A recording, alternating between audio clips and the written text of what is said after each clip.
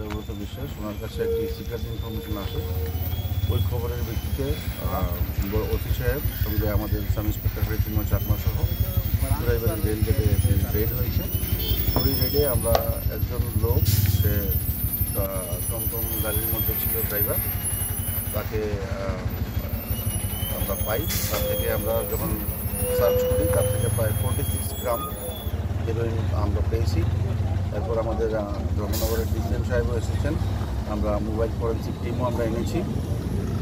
এখন তার বিরুদ্ধে একটা স্পেসিফিক অ্যান্টি কেসের মামলা নেওয়া হচ্ছে। তার নাম হচ্ছে ইসলাম উদ্দিন, তার বাড়ি হচ্ছে উত্তর ফুলবাড়ি, ওয়ার্ড নাম্বার 6। ব্ল্যাক মার্কেটে কত হতে পারে? এমনিতে তো এগুলোর কোনো মূল্য থাকে না, তবে ব্ল্যাক মার্কেটে অনুমানিক মূল্য প্রায় 2.5-3 লাখ টাকার মতো করে। সেগুলি কোথা থেকে আনা হয়েছিল? এগুলি তাকে এখন আমরা থানাতে নিয়ে গিয়ে তাকে জিজ্ঞাসাবাদ করবো, ডিটেল ইন্টারোগেশন হবে, ইন্টারোগেশনে বাকি বিষয়গুলো উঠে আসবে। তো সে কি ফেরি করতো নাকি? যে মাল আমরা পেয়েছি অ্যারাউন্ড 46 গ্রাম, এবং ছোটো ছোটো কৌটাও পাওয়া গেছে।